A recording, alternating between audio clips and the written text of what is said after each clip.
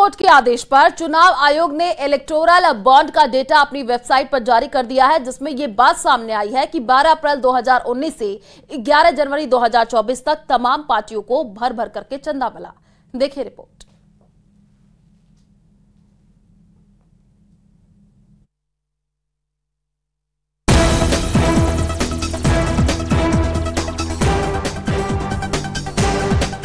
लोकसभा चुनाव से ठीक पहले चुनावी चंदे का मामला जोर पकड़ चुका है। विपक्ष बीजेपी पर हमलावर है तो बीजेपी कोर्ट के फैसले का स्वागत कर रही है, लेकिन जो डेटा जारी हुआ है अब उसको लेकर सुप्रीम कोर्ट ने स्टेट बैंक ऑफ इंडिया को फटकार लगाते हुए नोटिस जारी किया है। सुप्रीम कोर्ट ने बैंक से पूछा, बॉन्ड नंबरों का खुलासा क्यों नहीं किया, अल्फा न्यूमेरिक नंबर क्यों नहीं बताया, बॉन्ड खरीदने भुनाने की तारीख कहाँ है, बैंक ने पूरा डेटा क्यों नहीं जारी किया, किस दानदाता ने किस पार्टी को चंदा दिया। ये वो सवाल है जो कोर्ट ने स्टेट बैंक ऑफ इंडिया से पूछे हैं। पिछले काफी समय से ये चर्चा चल रही थी कि कई राजनीतिक पार्टियों को जो चंदा मिलता है वो कौन लोग देते हैं और कितना चंदा दिया जा रहा है। तो इस बात को लेकर सुप्रीम कोर्ट में एक याचिका दायर की गई थी और इस मामले पर पिछले काफी समय से सुनवाई भी चल रही थी। इसी सुनवाई के दौरान कई महत्वपूर्ण जानकारी निकल के सामने आई और सुप्रीम कोर्ट के द्वारा स्टेट बैंक ऑफ इंडिया को कहा गया कि उन तमाम जानकारियों को अपने वेबसाइट पर डाले। अब उसके बाद स्टेट बैंक ऑफ इंडिया ने कई जानकारियां जो है वो अपने वेबसाइट पर तो डाल दिया, लेकिन अभी भी उसमें से तकनीकी तौर पर कई जानकारियों को साझा नहीं किया गया है। लिहाजा इस मामले पर सुप्रीम कोर्ट का एक सख्त निर्देश जारी किया गया और कहा गया कि सोमवार को उन तमाम जानकारियों को साझा किया जाए। तो दूसरी तरफ अब इलेक्टोरल बॉन्ड को लेकर राजनीति भी शुरू हो गई है, क्योंकि बीजेपी के साथ ही कई पार्टियों को चुनावी चंदा मिला है। दानदाता ने बीजेपी को 6060 करोड़ चंदा दिया, टीएमसी को 1609 करोड़ चंदा मिला, कांग्रेस पार्टी को 1421 करोड़ का चंदा मिला। यानी ज्यादातर पार्टियों को चुनावी चंदा मिला है और बयानबाजी भी चौतरफा हो रही है। कोर्ट का जो आदेश है उसका पालन सबको करना पड़ता है और इलेक्शन कमीशन में उसका पालन करते हुए जो डेटा था उनके पास उन्होंने वह अपनी वेबसाइट पर डाल दिया है। देखिए, मैं उस पर अभी एक विश्लेषण मैंने किया है, अगले 10-15 मिनट में निकलवा रहा हूँ, आपको सारी जानकारी मिल जाएगी किस तरीके से ये इलेक्टोरल बॉन्ड का दुरुपयोग किया गया है। 60% इलेक्टोरल बॉन्ड सिर्फ बीजेपी को गए हैं, 60%, 60% बीजेपी को गया है। और मैंने दिखाया है इस विश्लेषण के द्वारा कि किस तरह से ईडी, सीबीआई, इनकम टैक्स का दुरुपयोग किया है और जिन्होंने चंदा दिया है उनको क्या कहां से कॉन्ट्रैक्ट मिले हैं, हाईवे के कॉन्ट्रैक्ट मिले हैं, टनल के धंधे मिले हैं और कोई प्रोजेक्ट मिला है, तो ये सब मिली भगत है। दरअसल चुनावी चंदे की चिंता इसलिए हो रही है क्योंकि सभी सियासी दलों की दहलीज पर लोकसभा चुनाव दस्तक दे रहा है। ऐसे में चुनाव से ठीक पहले इलेक्टोरल बॉन्ड का डेटा सार्वजनिक होने से सियासतदानों की टेंशन बढ़ चुकी है। Bureau report, news 18।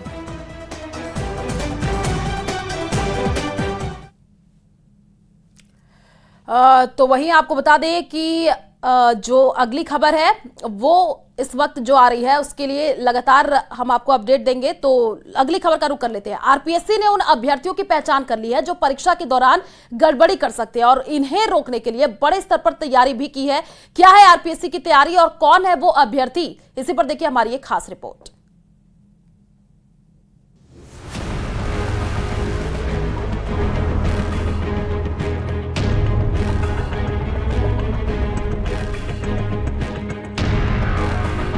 Paper leak के मुद्दे पर सरकार पूरी तरह से सख्त है।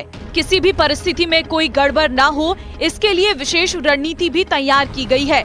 लेकिन इन सब से अलग अब राजस्थान लोक सेवा आयोग ने अतिरिक्त महानिदेशक, एसओजी सहित समस्त जिला कलेक्टर और पुलिस अधीक्षकों से संदिग्ध अभ्यर्थियों पर निगरानी रखने का आग्रह किया है, जिससे परीक्षा में कोई गड़बड़ी ना हो पाए। आयोग ने एडीजी, एसओजी सहित समस्त कलेक्टर और पुलिस अधीक्षक को भेजा 557 संदिग्ध परीक्षा अभ्यर्थियों की सूची भेजी है, जिसमें अजमेर से 1, अलवर से 12, बालोतरा से 8, बांसवाड़ा से 99, बाड़मेर से 16, ब्यावर से 1, भरतपुर से 11, भीलवाड़ा से 3, बीकानेर से 9, बूंदी से 1, चित्तौड़गढ़ से 6, चूरू से 2 और दौसा से 16 हैं। तो वहीं डीडवाना, कुचामन से 5, धौलपुर से 1, डूंगरपुर से 31, फलौदी से 3, गंगापुर सिटी से 1, हनुमानगढ़ से 1, जयपुर से 12, जयपुर ग्रामीण से 15, जैसलमेर से 1, जालौर से 27 और झुंझुनू से 5, जोधपुर से 9, जोधपुर ग्रामीण से 13, करौली से 28, कोटपुतली बहरोड से 5, नागौर से 6, पाली से 1, प्रतापगढ़ से 2, सांचौर से 129, सवाई माधोपुर से 8, सीकर से 5, श्रीगंगानगर से 2, टोंक से 3, उदयपुर के 60 संदिग्ध अभ्यर्थी हैं। आयोग के अनुसार इन अभ्यर्थियों द्वारा प्रत्यक्ष या अप्रत्यक्ष रूप से भर्ती परीक्षाओं में गड़बड़ी की जा रही है। एहतियातन ऐसे व्यक्तियों और अभ्यर्थियों से संबंधित रिकॉर्ड को इनके क्षेत्र के पुलिस थानों की ग्रामवार अपराध सूची में दर्ज कर भर्ती परीक्षाओं के दौरान इनकी गतिविधियों पर निगरानी रखने की बात कही गई है। हालांकि प्रशासन पहले ही इस तरह की गतिविधियों से निपटने की तैयारी में लगा हुआ है। वहीं एसओजी भी लगातार पेपर लीक के नेटवर्क को ध्वस्त कर रही है। राजस्थान लोक सेवा आयोग ने नकल और पेपर लीक जैसी घटनाओं पर अंकुश लगाने के लिए 557 संदिग्ध अभ्यर्थियों की सूची एडीजी, एसओजी, कलेक्टर और एसपी के नाम भेजी है। इन सभी अभ्यर्थियों पर परीक्षा के दौरान नजर रखी जाएगी, जिससे कि इन पर नजर रखते हुए इनके पुराने रिकॉर्ड को भी खंगाला जाएगा, जिससे कि इस पेपर लीक मामले में इन पर नजर रखते हुए परीक्षा का सफल आयोजन कराया जा सके। कैमरा पर्सन कौशन सेन के साथ अशोक सिंह, न्यूज़ 18 अजमेर। और धौलपुर में बाजी सदर थाना पुलिस और डीएसटी टीम ने बड़ी कार्रवाई करते हुए अवैध हथियार निर्माण करने वाली फैक्ट्री का पर्दाफाश किया है। मौके से पुलिस और डीएसटी टीम को बने हुए हथियारों के अलावा हथियार बनने वाली सामग्री भी मिली है। देखिए रिपोर्ट।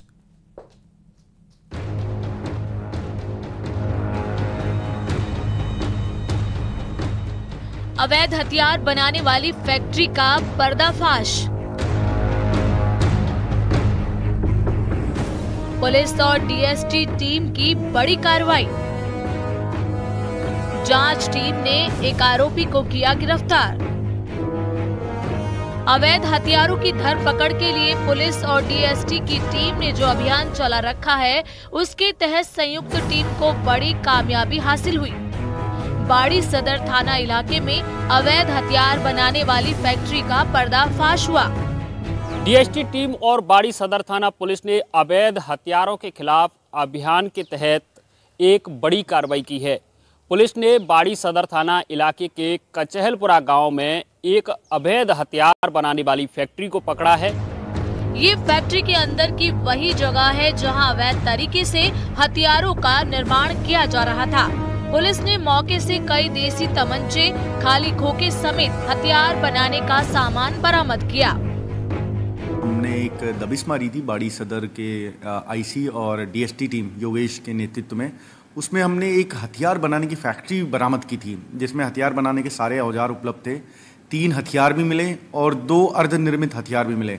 तो इसकी जब हमें सूचना लगी तो हमने प्लानिंग के साथ इस पे रेड डाली और हमें ये पता कर रहे हैं कि यहाँ से कितने हथियार बने हैं, किस किस को सप्लाई हुए हैं। उन सबको भी हम इस मुकदमे में मुलजिम बनाएंगे। सदर थाना इलाके के कचहलपुरा गांव में पशु बाड़े में चलाई जा रही अवैध निर्माण करने वाली फैक्ट्री की जानकारी पुलिस को मुखबिर की सूचना पर मिली थी, जिसके बाद विशेष अभियान के तहत पुलिस ने ये कार्रवाई की।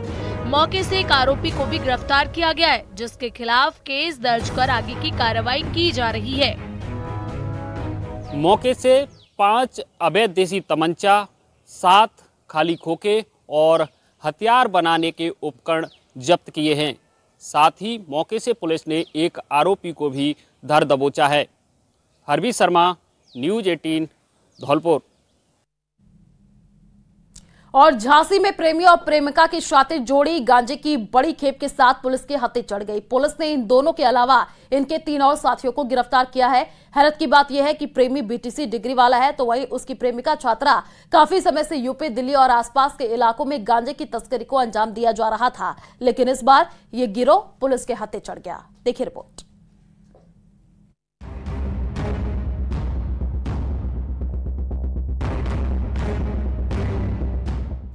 प्रेमी और प्रेमिका की जोड़ी, देश भर में गांजे की तस्करी।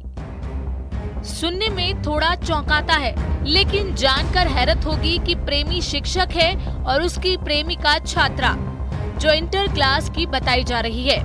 वो अपनी खूबसूरती से रिझाती थी और गांजे की खेप को उसके ठिकाने पर आसानी से पहुंचा देती थी। रास्ते में किसी को शक भी नहीं होता था। वो कुछ ही समय में गिरोह की मास्टरमाइंड बन गई और अपने प्रेमी को भी अपने साथ इस काले धंधे में शामिल कर लिया। गांजा तस्करी का ये जाल देश भर में फैला हुआ बताया जा रहा है, जिसमें उसका प्रेमी परछाई की तरह उसके साथ रहता था। इन दोनों के साथ साथ छात्रा की मां और गिरोह के दूसरे सदस्यों की धरपकड़ की गई है। पुलिस के मुताबिक गांजा तस्करी का ये गिरोह काफी वक्त से देश भर में गांजे की सप्लाई कर रहा था। 5 सदस्यों का ये गिरोह कन्नौज और सीतापुर का रहने वाला है। एक बार फिर से गांजे की खेप को उसी के मुकाम तक पहुंचाने की कोशिश की जा रही थी, लेकिन इस बार ये गैंग पुलिस को चकमा नहीं दे पाया।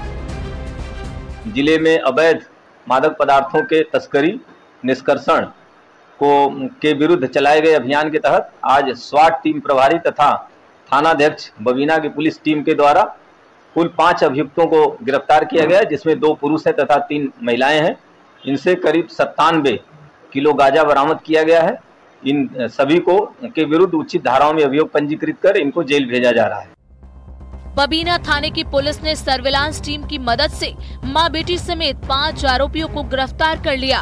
स्वाट टीम और बबीना पुलिस हाईवे पुल के पास गाड़ियों की तलाशी ले रही थी। मुखबिर ने पुलिस को सूचना दी थी कि 3 महिला और 2 युवक ट्रॉली बैग में गांजा भरकर ले जा रहे हैं। कुछ देर बाद 5 पैदल आते हुए दिखाई दिए। चेकिंग की तो उनके 5 ट्रॉली बैग से 97 किलोग्राम गांजा बरामद किया गया। पुलिस ने 4 मोबाइल और 5,310 रुपए भी बरामद किए हैं। पकड़े गए गांजे की बाजार में कीमत 50 लाख रुपए बताई जा रही है।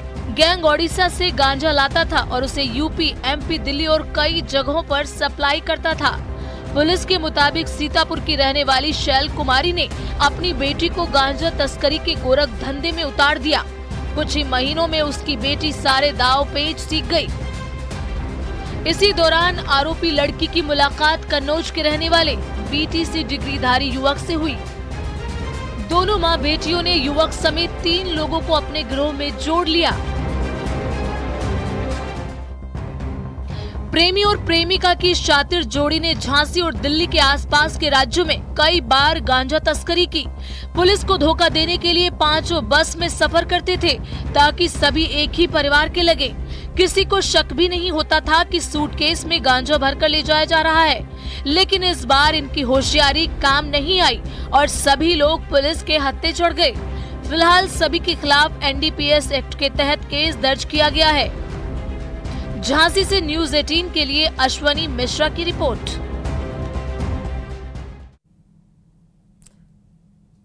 तो देश की आधी आबादी यानी महिला शक्ति प्रधानमंत्री नरेंद्र मोदी के बढ़ते ग्राफ की सबसे बड़ी ताकत है। चाहे लोकसभा के चुनाव हो या फिर राज्यसभा के, हर चुनाव में बीजेपी के प्रति महिलाओं की भागीदारी लगातार बढ़ती है और नतीजा हर बार जीत के बढ़ते ग्राफ के रूप में दिख रहा है। देखिए रिपोर्ट।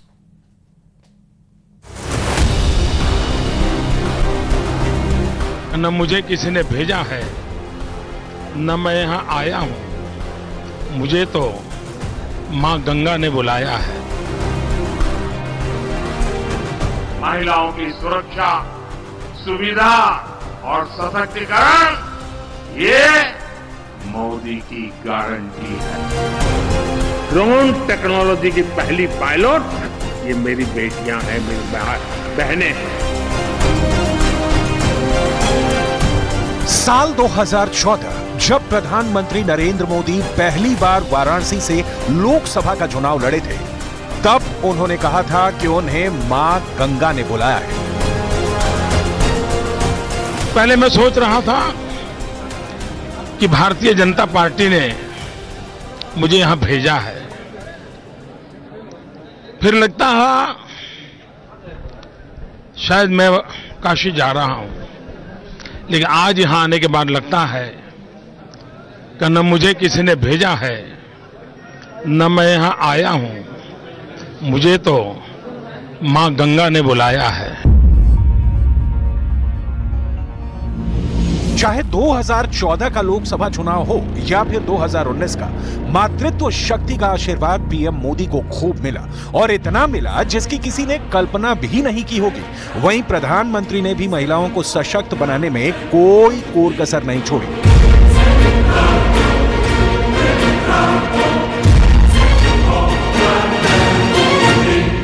घर हो या स्कूल, हर जगह बेटियों के लिए टॉयलेट का निर्माण किया।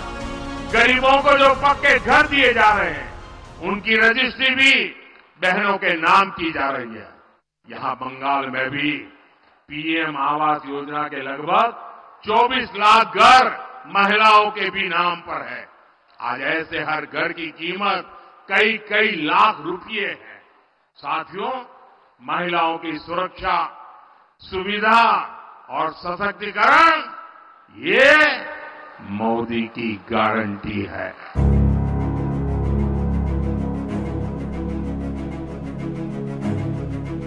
प्रधानमंत्री नरेंद्र मोदी ने अपने दोनों टर्म में विकास पर जोर देने के साथ साथ महिलाओं के उत्थान पर भी पूरा ध्यान दिया। चाहे गांव हो या देश की संसद, हर जगह महिलाओं की भागीदारी बढ़ाने में उन्होंने कोई कोर कसर नहीं छोड़ी।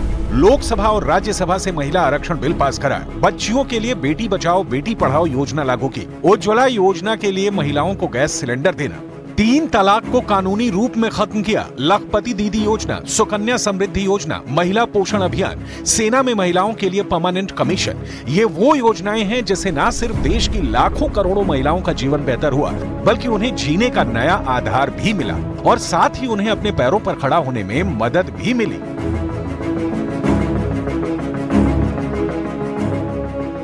मोदी ने बहन बेटियों को लोकसभा और विधानसभा में आरक्षण की गारंटी दी थी, वो पूरी हो चुकी है। मोदी ने मुस्लिम बहनों को 3 तलाक की कुरीति से मुक्ति की गारंटी भी दी थी। ये गारंटी भी आपके आशीर्वाद से मोदी ने पूरी की। और याद करिए, तब टीएमसी, लेफ्ट और कांग्रेस का रूप क्या था? इंडी गठबंधन के लोग तब भी कट्टरपंथियों के साथ खड़े थे और आज भी उनके साथ हैं। और चलिए फिलहाल इस बुलेटिन में इतना ही। बाकी खबरों के लिए आप देखते रहिए न्यूज़ 18 राजस्थान। नमस्कार।